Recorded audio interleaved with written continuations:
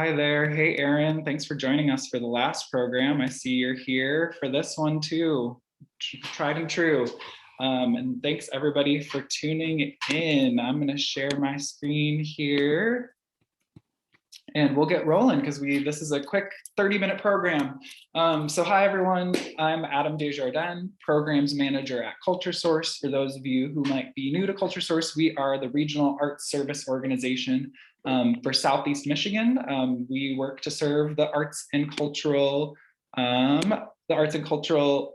my gosh, that's hilarious, Aaron. How did I get here so fast? I don't know. I guess I'm good at bouncing from Zoom call to Zoom call.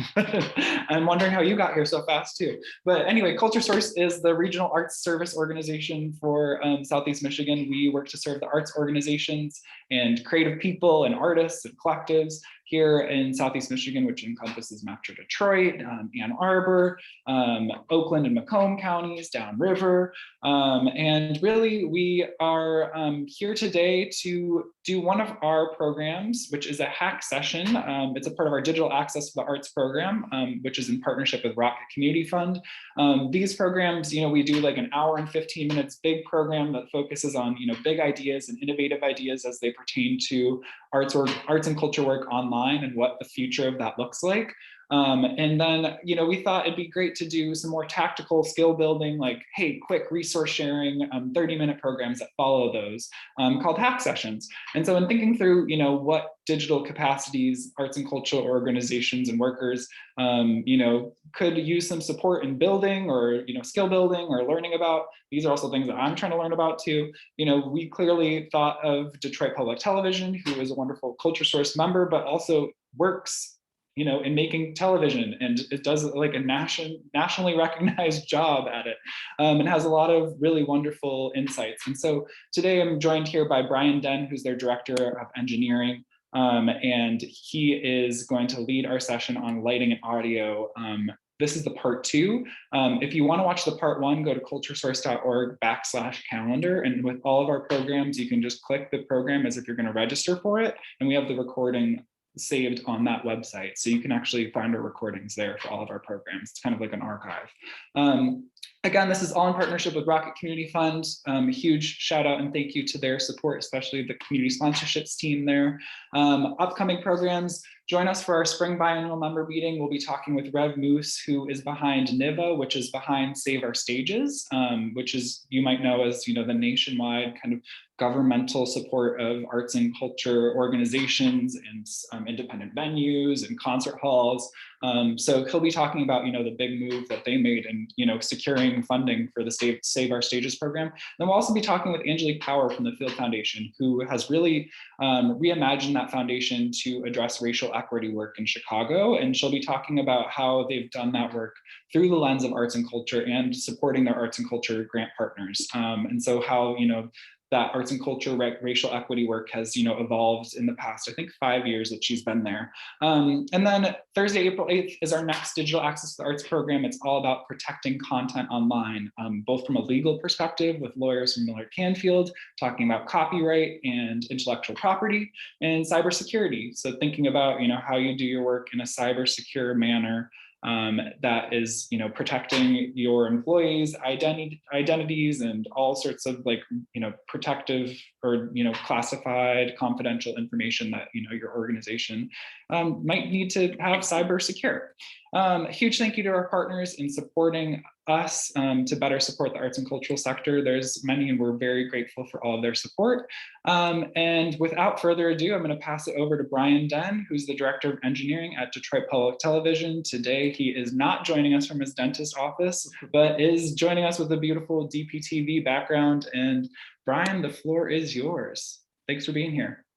Thanks for having me, and I'm happy to not be at the dentist this time and joining everybody from DPTV. But today we're going to talk a bit more about audio and lighting.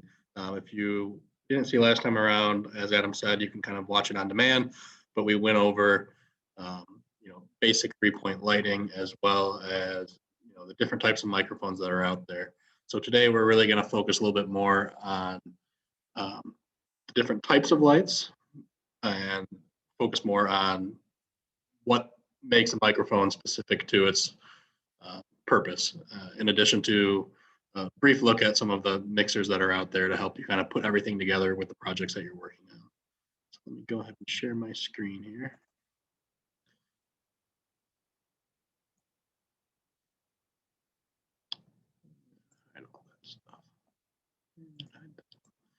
All righty. So starting off, like I said, we're going to do a little bit about types of lights and when to use them, as well as the different microphone pickup patterns and the type of mixers that are out there. I know time is tight and we like to leave time for questions, so I'll try to blow through this pretty quick. And any questions at the end, we can take them then. So a recap here, a big part of when you're looking at lights is for color temperature. So knowing whether you are indoors or outdoors, what color temperature is going to work best, which means what type of light you're going to use to get the desired effect that you are looking to have on your production. With that, the basics are your 3200 is your tungsten or your indoor lights, and your 56, the K is for Kelvin. It's just a type of measurement for light, and daylight for outdoors. Another topic that we're going to bring up this time around is lumens, and you'll see that even if you're just buying a light bulb at home. But lumens are pretty much just a measure of the total amount of light that's capable to be seen from a lamp or light source. The higher the rating, the brighter the lamp will appear. Different types of lights that we're going to talk about here are some LEDs, fluorescence, tungsten, and HMI. There are a handful more, but these are kind of the key lights that you'll see out in the industry when you are doing any type of projects. LEDs, big part since COVID is definitely your LED ring lights, but there are actually field lights as well as studio lights that you can use. So you can either set them up with stands or hang them from a grid. They have a low power consumption, low heat output. Dimmable, which means you can turn the brightness up and down, or it's not just on or off, and color temperature changeable. And what that means, and you'll see that on a few of these lights, is going from that daylight all the way to tungsten and everywhere in between with just a dial on the back, or with certain plastic gels that kind of slide in front of the light to give you the desired temperature you're looking for. Another type is your fluorescent lights. So these have a really high output, a little bit higher, depending on the LED light that you're using. For your lumen output, they are also low heat, a wide coverage area, so you get a nice big wash. We use a lot of these bright lines, which you'll see on the right of the screen, for our pledge that we do throughout the year. It's just a nice clean wash, not too dramatic, but just really lights the talent. And instead of having a dial for these to be color temperature changeable, they're changed by bulbs. Each bulb is a different temperature, similar to what you would see at home. Tungsten is kind of your old school studio lights. They still have a great use in production lighting, but they are a little bit heavier. They have that high output, but they do put off some heat. So using them in a bigger space is always great. If you're in a smaller space, you might want to look for those low powered lights to keep your talent a little more comfortable. They do draw a high amount of power, and they're changed by gels. So again, not the dimmer on the back, but having to physically put in those gels to make them the desired color. Another downfall with these is that the bulbs burn out pretty quick. So just like a lot of people at home have changed from the old school light bulbs to LEDs because they last longer. The same goes for these tungsten lamp fixtures. HMI lights, you won't see those too much on any of the little stuff you're doing in small studio shoots or at home, but they're very big in kind of the film world and outdoor world. So they have a very high output, which also means high heat. They draw a great amount of power. There's only about 2 or 3, I believe, that can run off just a standard 15 amp outlet. Everything else requires a higher power drop to be able to even turn these on. They're very expensive to replace the bulbs, but they're great for competing against the sun. So if you're an outdoor set, you might see 3 or 4 of these from sizes that range 18 inches in diameter to 3 to 4 feet in diameter. So big lights. Jumping into audio, this graphic is kind of going to dive into the next bit that we talk about, but you're going to see how pickup patterns work and what mics to use when. So going into it, there's 2 main classes of omnidirectional mics and directional microphones. Omni meaning that sound comes from all sides, and directional, of course, meaning it's very directional in the sense that you talk into it and nothing else is heard around you. We'll dive into those subcategories of cardioid, which also has hyper and super, low bar mics, and figure 8s. So if you're looking at this picture, the easiest way to explain this without getting really technical is picture it to be a microphone, and not just one dimensional, but three-dimensional, so almost like a big sphere. So when we start looking at omnidirectional mics, sound is coming from every direction and is being picked up to then go to your recording device or your mixer or your output, your final source. Whereas a cardioid mic, if you were speaking into the microphone capsule, it's really going to be more directional. So what you'll see on that shape is that everything below the heart is really not picked up by the microphone, where everything within the inner circle is. Where a hypercardioid, it takes some of that side noise away, but it does have a little more focus on the back. So these are really popular with shotgun microphones that you would use out in the field for capturing that sound, but also could be used for interview styles where you're really trying to focus on the person's answer, but maybe you want to be able to hear yourself give the questions as well. Supercardioid, even a little bit more redefined. And the low bar mic is front and back. So you'll see these along with the figure eights used in musical instruments. So singers or instruments, microphones for instruments to amplify their sound. Audio mixers, there's really kind of two key components to it, but it's a device that we use to take all of those sources, and the sources can be anything from microphones, instruments, pre-composed music tracks, sound effects, video playbacks, really any sound that you're bringing into your production environment can be ran through an audio mixer to give you a clean final output of everything that's going on. So instead of having one person who's very loud and one person that's very low, an audio mixer is used to bring everything to a consistent level. Primarily used in live events, recording studios, broadcasting, film and television, but you're seeing more and more of this even at home for podcasts or for webinars that are going on like this one today. You'll see two big types of audio mixers used is your analog and your digital mixers. Analog is kind of the old school. You'll hear people say, analog sounds so much better than digital. Well, everyone has their own thoughts, but they both get the job done when you're looking at it. They come in a variety of sizes. Limitations on EQ, so those are areas to improve your sound or take, if you have air conditioning hum that's in there, you might be able to dial that frequency out. Limitations on aux output, which means how many sources can you feed, how many can you give sources to, and minimal advanced features. So some of them have, if you see on the right side, all those numbers, built-in pre-room EQs to make, if you're in a loud room, to help it sound the best, but they're really limited in that feature. Whereas a digital mixer, they're a little bit bigger in sizes, but you can get them all the way down to, I believe, 8-channel mixers. They have a lot more advancements in EQs. Even just looking at that graph, you'll see low frequencies of sound to high frequencies, and you can tell they're trying to take some of those low and highs out to create just a well-rounded sound. Much bigger submix range, and nowadays, a lot of them can be controlled from tablets or phones. So it's kind of cool that I could set this mixer up and I could be walking the stage to do a microphone check with a tablet and adjust my levels accordingly to what's going on stage. Another really popular advantage of these is that they do have USB players as well as recorders. So if you have a client come in with a track, you can plug it right in and not need a CD player or not need an external source, as well as kind of walk away with a recorded track at the end of the day. So on our end, we go, of course, to edit or post-production, but some people just want to walk away with the track then and there, and that's very helpful in that sense. I went through it fast, but I was aiming to go through it fast. So I'm happy to take some questions.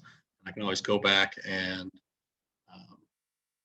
stop sharing my screen here and go back and pull up slides as needed. But if anybody has questions, we can drop them in the chat. And I will go look. Yeah, any specific questions as it pertains to audio or lighting, feel free to drop those in the chat or the Q&A box at the bottom right-hand side of your screen, and we'll make sure Brian gets them too. So let us know. It was a lot of information, but if there's anything that you want to know additionally, even not what we talked about, I'm happy to answer those questions for you. Or also, if you would like to just ask your question too, since we do have like a small group, feel free to raise your hand, which you can do. I believe that's at the bottom of your screen as well. And I can unmute you and allow you to talk, to ask your question to Brian as well.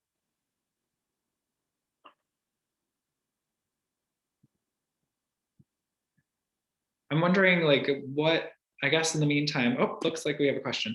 Can we share the PowerPoint? Absolutely, yes. We'll be sharing the recording of this event as well as the recording of the past one in an email that goes out to everybody who registered for the event. So whether you attended or not, you'll get the PowerPoint.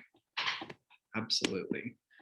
I'm wondering, Brian, on your end, like what do you see as being like when I think of like how the work you all are doing at Detroit Public Television being relevant to arts and culture organizations, I think it has to do with a lot of like maybe performances that you guys are producing in this time, or also like interviews that happen right now too, where you're having somebody like external come in who might not have, the DPTV setup usually. So I'm wondering, are there any tips that you have for those folks usually as it pertains to like what type of materials or technology that they should be using, or how to like what's your normal process, I would say, for that? Sure. So depending on the organization, we have a handful where we'll actually work in partnership with, and we can supply a lot of that material. So if they don't have those at home, instead of going out and buying a bunch, we can kind of give them a basic starter set that's very user friendly to record. Answering kind of Aaron's question as well with what microphones that we would recommend.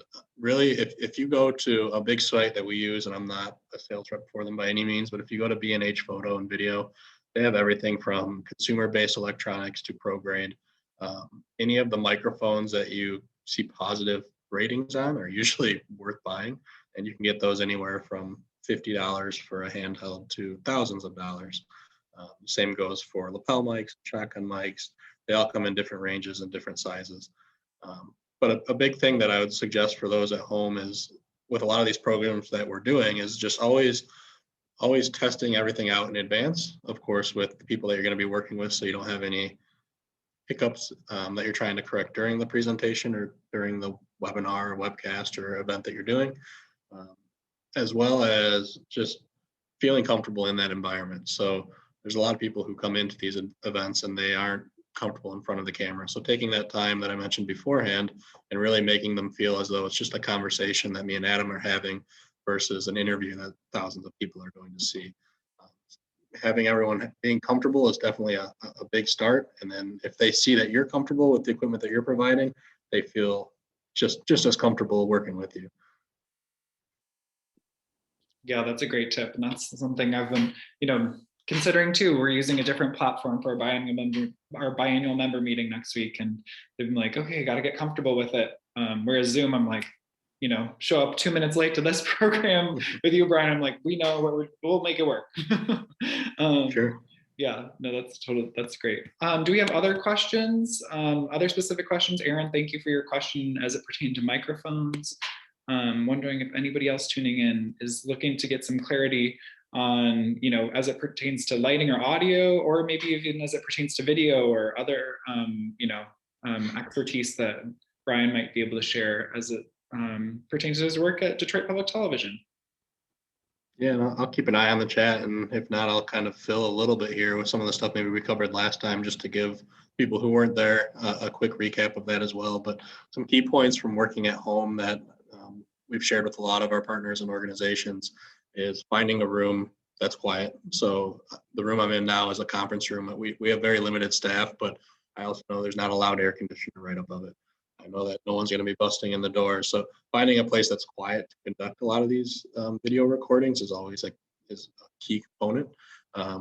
Working on your framing. So I have a different camera above my laptop right now, but making sure that, I'm not down here in a shot or too far back, but really the framing, we always kind of like to look at it in grids of 3 if you've shot on a camera, where it ends up being 9 squares, but you want to take up 6 of those 9 with most of what you're doing. And the same goes for lighting, where if I don't have fancy lights, which I don't right now, just being in an environment that is well enough lit for what you're trying to accomplish, as well as if I have a window behind me, I'm going to look really dark because your camera's trying to focus on the light behind you. So just knowing that you could use that window to your advantage if you turned yourself 180 and kind of had that light you, all kind of helpful tips and tricks that could be helpful for you.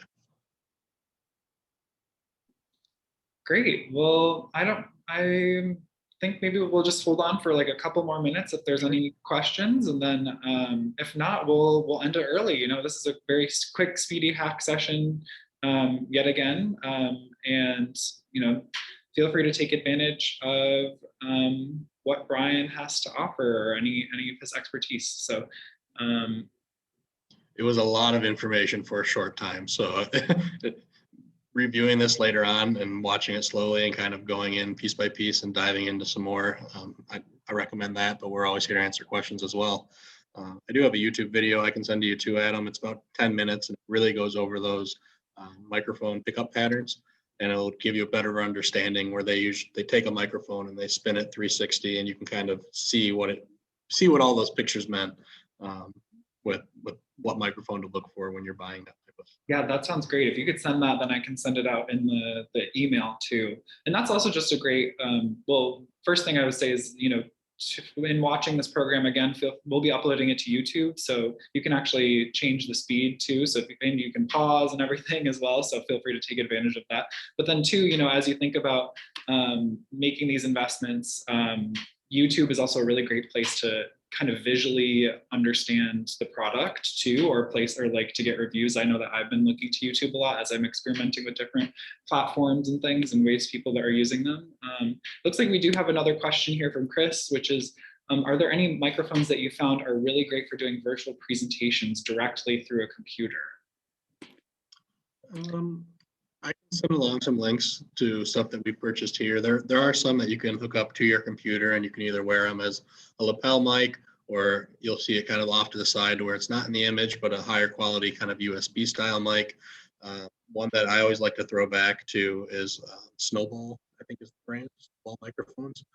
Can you repeat that? It was kind of quiet for a second. Oh, sorry. One mic I always like to point back to, or the brand, I believe is called Snowball microphones, or Snowball or Yeti. It's either one's the make and one's the model, or vice versa. But it's a small little microphone that sits right next to your computer, and it has a really great pickup. We use a lot of it for scratch tracks here at DPTV in our post department, as well as any type of at-home voiceover. So it's a relatively inexpensive mic that plugs right in via USB and delivers great quality. Great. And also, you know, another thing I would like to mention too is that we at CultureSource, as a part of this whole Digital Access for the Arts initiative, have a new program with a tech expert in residence, which I'm dropping in the chat. It's kind of similar to this experience right now of, you know, asking Brian any question you want, but it has to do with John Riley, who's our tech expert in residence, is really focused on organizational tech and knows and understands how to improve tech systems at nonprofits, and also understands virtual convenings and programs and all that type of work. So feel free to set up a meeting with him. He's a wealth of knowledge, and this is a new service that we're launching at CultureSource to better support you and your organization's work online. So please take advantage of those times that he's just kind of waiting to meet with folks. I know that he's met with some people here already and had some good experiences, and also has great resources and ways to find ways to cut costs and save money on a lot of these tech investments, which I think we all kind of forget about. I know that I do a lot of the time, but those nonprofit rates are out there. And yeah, we love a good deal. Brian dropped that Amazon link in the chat. And if there's any other questions, let us know. But otherwise, we will wrap it up. And yeah, I just want to thank you all for being here, and thank Brian again for sharing his time with us to share all of the DPT knowledge as we navigate the online space, which, you know, is in a lot of ways synonymous with television space too. So thanks, Brian, for being here. Not a problem. Thanks for having me. Sweet. Okay, well, thanks everybody. You know where to reach us if you have any other questions, and we'll be following up with the presentation and other resources in a follow-up email. So stay tuned for other CultureSource programs. Check out our Tech Expert in Residence program as well. Share that with your colleagues, and also join us for a biannual member meeting. I can't say that word today. Our biannual member meeting next week. It'll be great, and we look forward to having you there. Until then, take care.